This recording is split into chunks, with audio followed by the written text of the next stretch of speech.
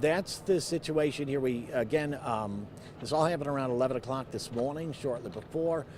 We gotten confirmed from the Buffalo Fire Commissioner, who's about to speak to the media right now, that they don't believe there's any injuries associated with this. Firefighters have already been up on an aerial truck to peer into the interior of this building. And so let's go to Commissioner Ronaldo in just a moment.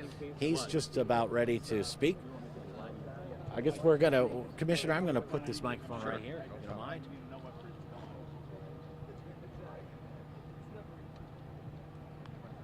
I may just hold it.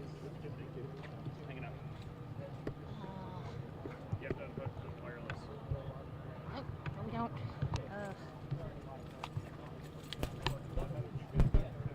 Never mind. You're gonna have to hold it.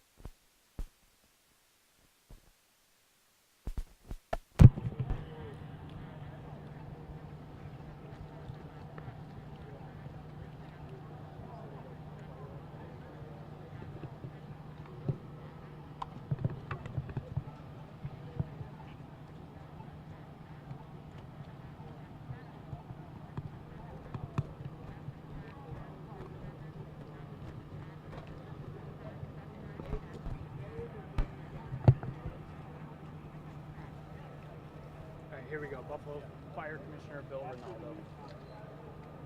Okay, good afternoon, everyone. As you can see in the background behind me, around 10:45 or so this morning, we had a building suffered a partial collapse, 3-story building, commercial building. Police were called, fire department responded, various other departments within the city. And so far, best determination, nobody has been injured. There were 4 to 5 workers in the 1-story building adjacent to the structure that collapsed. They were all able to evacuate safely. As you can see, there was a pickup truck outside, and that suffered some damage. And right now, we're looking at taking part of the building down, so a partial takedown. And after that, structural engineers will make a determination whether or not the entire building has to be taken down. So that's where we are right now. Just want to advise everyone to avoid the area, Genesee and Oak, any adjacent streets around this area, just avoid them. You'll be detoured around. The police have the 33 West shut down at this time, at least at the Oak Street exit, and various other streets surrounding the area. So we would ask people to avoid this area. Which part of the building are you guys taking down? Upper, lower, left, front, back? Pretty much all 3 floors that you can see. The front portion of the building, all 3 floors, yes. And what was inside of the building? Nothing. It was under renovation, so nothing really aside from the structural components. And you said there was 3 workers in the building. Which one? This white one, this lighter colored one next to it? The one right behind me, to the left of the building, the 1-story building. Actually, there were 5 workers. Do they have active electricity, natural gas, anything like that in the building? There was at the time. We have all the utilities on site right now, and we're in the process of cutting all the gas, the electric, and the water. Commissioner, they were in the building to the left, the one. Correct. Building. Yes. They were not in the building at all. No, not anything in there, or no, not at the time. No. So at this point, I mean, do you have any inkling of what caused this? No, I mean the building's been under renovation for some time now, so we have no idea. Once the structural engineers get a better look, we just had an aerial up, or they got more of a bird's eye view of what's inside. Once they get a closer view, and after a partial demolition, they might have a better idea what caused the collapse. Was that strictly to give you a visual of what you're dealing with now, or was part of it just on the off chance that someone was in there monkeying around and you might need to see them? Actually, as I said, the workers were evacuated, but there's always an off chance somebody could have been in the building illegally, and that's why we're taking a look. What was the building before? I know it's one of those old historic buildings. You know what it was before? It looks like it has a garage of some sort. Offhand, I don't recall what the original use was. No. And you know what the developers who were working on it had planned for it? Well, basically, I believe it's part of the Preservationist Society, or it's on the list, so they were restoring it to its original condition. Speaking of that, does that cause concern with some of these old buildings are preserving if something like that's going to happen when no one's inside? So it is always a concern, but for the most part, they're secured, and it's usually safe for the workers being there. And if it's not, then obviously it's cordoned off, and nobody's allowed in there. So, but how do you know of this one? I'm just curious. This one, if this was deemed safe to be inside, then it collapsed with no one inside. If they were doing work, it must have been deemed to be safe inside, right? At one point, yes. Then do you know at all what, you know? Should people in these old buildings be concerned? Is my question. There's always a concern when a building of this age is undergoing any kind of renovation, just like anyone's personal home as well. You know, you have to be safe. Things have to be done according to the code, and has to be inspected periodically to make sure everything is being done right. Bill, what talking about a building, Commissioner, and I fully expect you to know offhand, but maybe maybe 1800s vintage building down there. I wouldn't want to guess, but it sounds about right. Bill, what time did this collapse again? Around 10:45 this morning. Okay, 10:45, and then you said you're doing the partial collapse, the partial demolition of it as soon as today? What's the earliest? Yes, that will happen today. Okay. Is there an immediate concern that more stuff is going to fall, or do you think that this is the most it's going to be until you do the demolition? There is a concern. That's why the area is cordoned off. You know, we get some high winds, we get some inclement weather that can cause a further collapse. That's why we want to take down the portion of the building that looks like it may come down at any time. Yeah, it doesn't look like the top little portion there. You see the bricks cracked. Right, Is that exactly. a concern right there that you've got this thing kind of holding on by a string? It looks like. Exactly. Like I said, that's why the area is cordoned off. How long do you think this? When the demolition start? How long do you think it'll take? Can you give me that timeline? It will take most of the day. I would say 4 to 5 hours before this area is safe to traverse again. 4 to 5 hours before you start demolishing, or before people can drive? I would say 2 to 3 hours before we get the team here on site and start taking it down, and then another couple hours at least until traffic is let through. Have you ever had to kind of do something like this, such a historic preservation building, same time you got to kind of tear it down?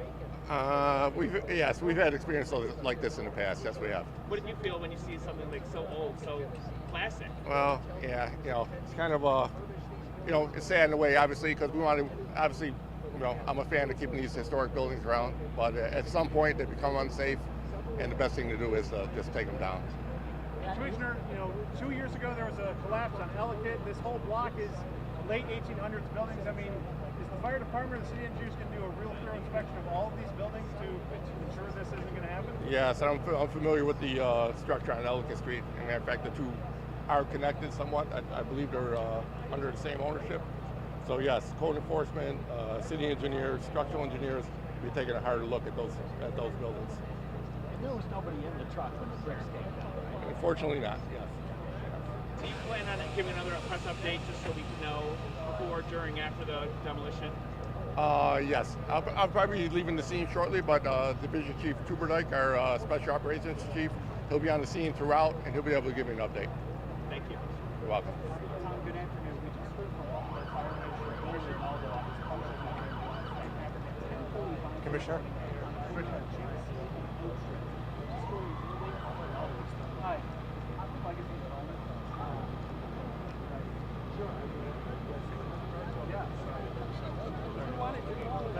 Yeah, I'd rather do that. Okay, Terry. Hi. Wait. I'm from Legacy Development. So developers? Yeah. Stand right there. Hold on 1 second. Hey, we got the developer going up now. Can we keep it? Can we say enough? You working guys on want the to take building? it up? Yes, Okay. actively. And that's your truck? Yep. Jimmy and Buffalo on making Second. Okay, thanks. Thanks, Master.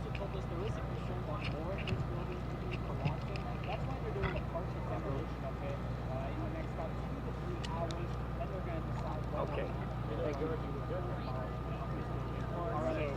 Name, title, spelling, please. Sure.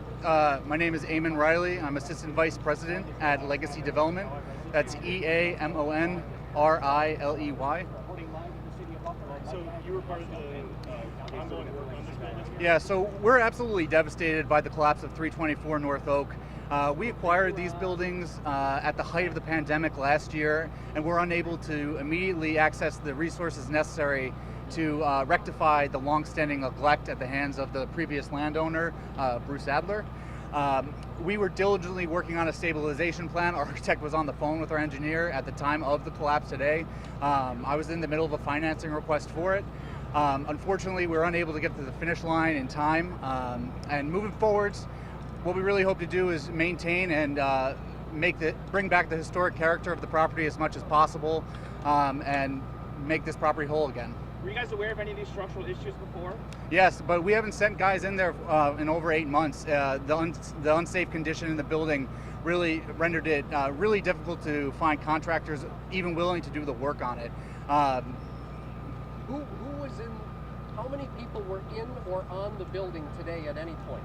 Nobody was in the building or on 324 North A Oak. co-worker said for 2 weeks he has seen people on the roof of that building. On the roof of that building? Yes. That is incorrect. Okay. Are you talking about 130 Genesee, right next door? Could be. Yeah. All right. So We do you heard they think were it- over here. Yeah, we were performing maintenance on 130 Genesee today and over the last couple of weeks. So as far as you know, nobody touched that red building today. Nope, nobody has been in that building for many months. And now, in order to get historical preservation status, you got We were in the middle of submitting a part Right. 1 to get this building designated so we could move forward with the project. But And is there any? You said that you knew about structural issues about 8 months ago. Is there any obligation for you guys to let the city, the fire department, anybody know that there are structural issues?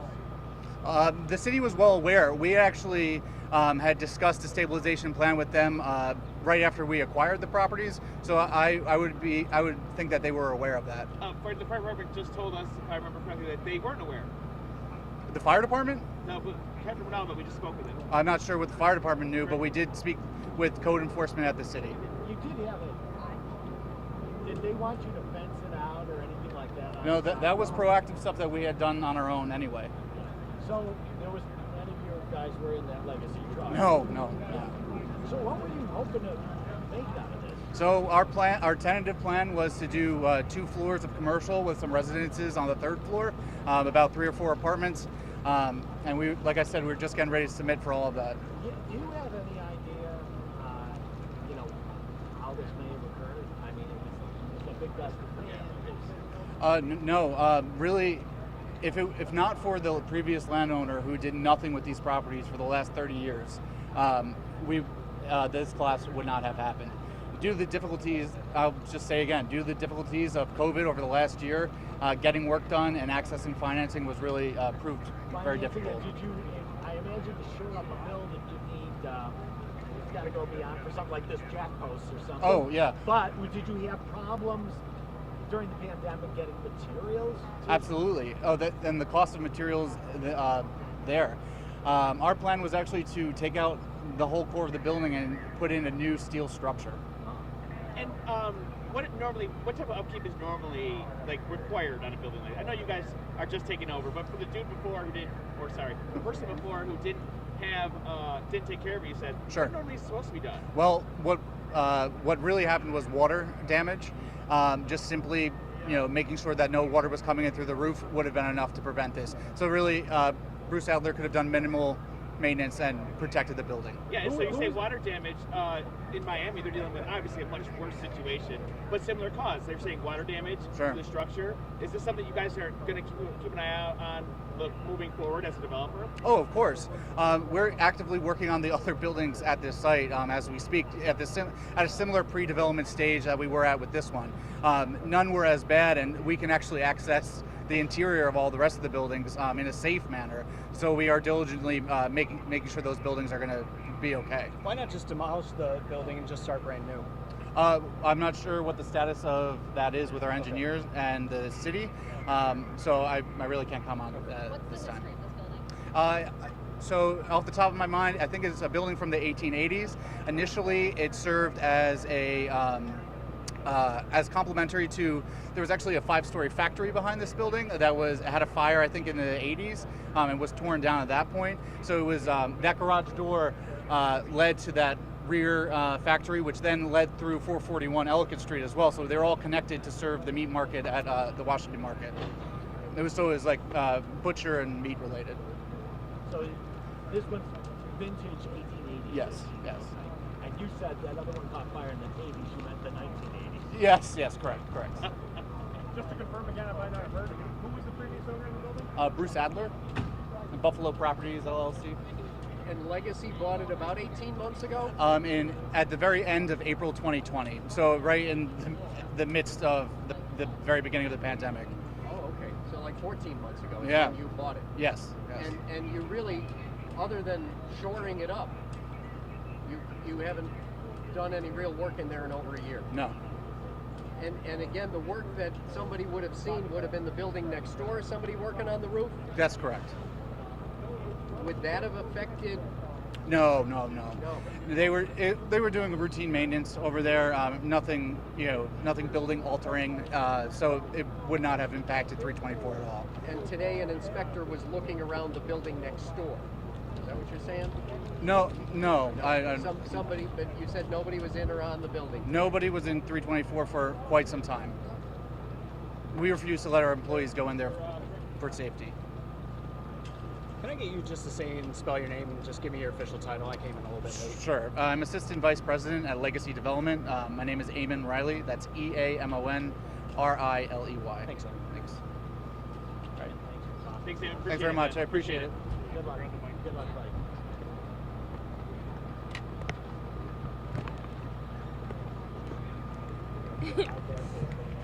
Rob. No, just pull up. Oh.